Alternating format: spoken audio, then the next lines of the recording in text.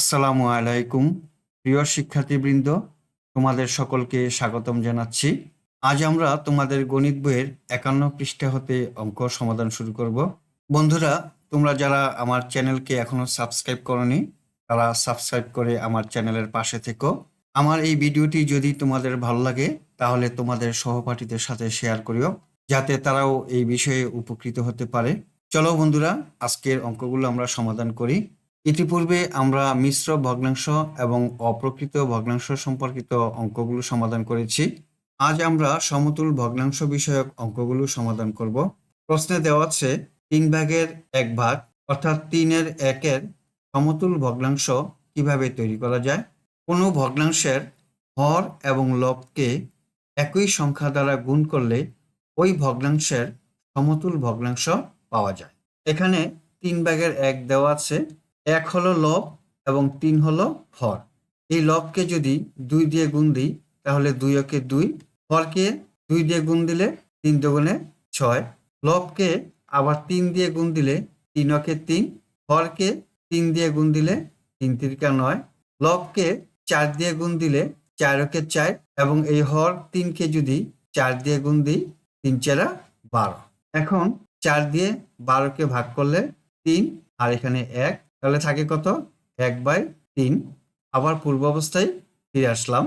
সুতরাং আমরা জানতে পারলাম যে একই সংখ্যা দিয়ে যদি লব এবং হরকে গুণ দেওয়া হয় তাহলে ভগ্নাংশটি সমতুল ভগ্নাংশে পরিণত হয়।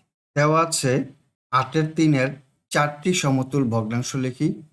3 হলো লব, লবকে যদি আমি 2 দিয়ে গুণ দিই এবং 8 হলো হর, হরকে যদি 2 দিয়ে গুণ দিই তাহলে হবে 3 দুগুণে 6, 8 দুগুণে 16।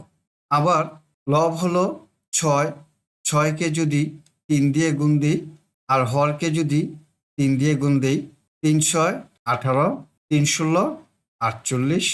লব হলো 18, 18কে যদি 4 দিয়ে গুণ দিই এবং হর হলো 48, 48কে যদি 4 দিয়ে গুণ দিই, 4 দিয়ে 18কে গুণ করলে 72, 48কে 4 দিয়ে গুণ দিলে 192।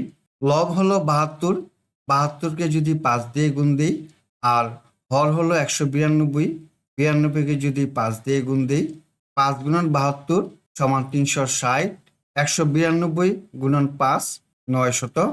আমরা সমতুল ভগ্নাংশ তৈরি করলাম। দেওয়া আছে 24-এর 8 এর সমতুল 12-র 4, 6-এর 2 ও 3-এর 1 কিভাবে তৈরি করা যায় তা চিন্তা করি।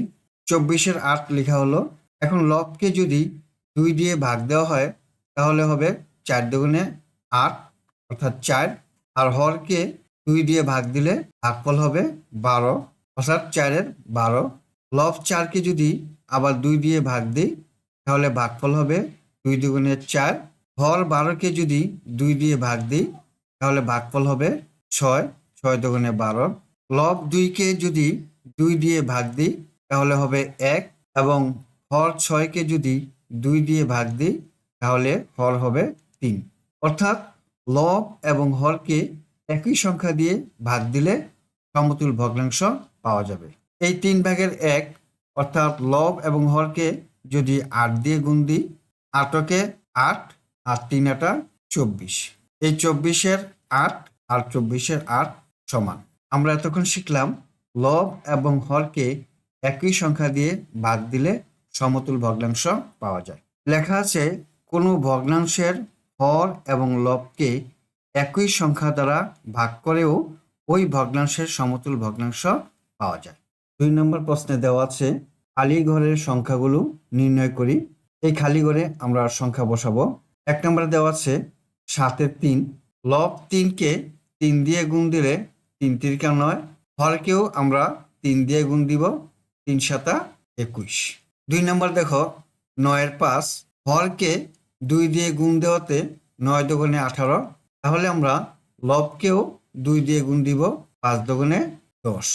লব 7কে 7 দিয়ে ভাগ দেওয়াতে ভাগফল হলো 1, হর 21কেও আমরা 7 দিয়ে ভাগ দিব, ভাগফল হবে 3 7 21, 3-এর 1 হলো। 4 নম্বরে হর 36কে 3 দিয়ে ভাগ দেওয়াতে ভাগফল হলো 12, তাহলে লব 9-কেও আমরা 3 দিয়ে ভাগ দিব, ভাগফল হবে 3 × 9। খালি ঘরে 3 বসবে। প্রিয় শিক্ষার্থী বন্ধুরা, আশা করি আজকের অঙ্কগুলো তোমরা বুঝতে পেরেছ। আজ তাহলে এই পর্যন্তই, দেখা হবে পরবর্তী ভিডিওতে। আল্লাহ হাফেজ, আসসালামু আলাইকুম ওয়া রাহমাতুল্লাহ।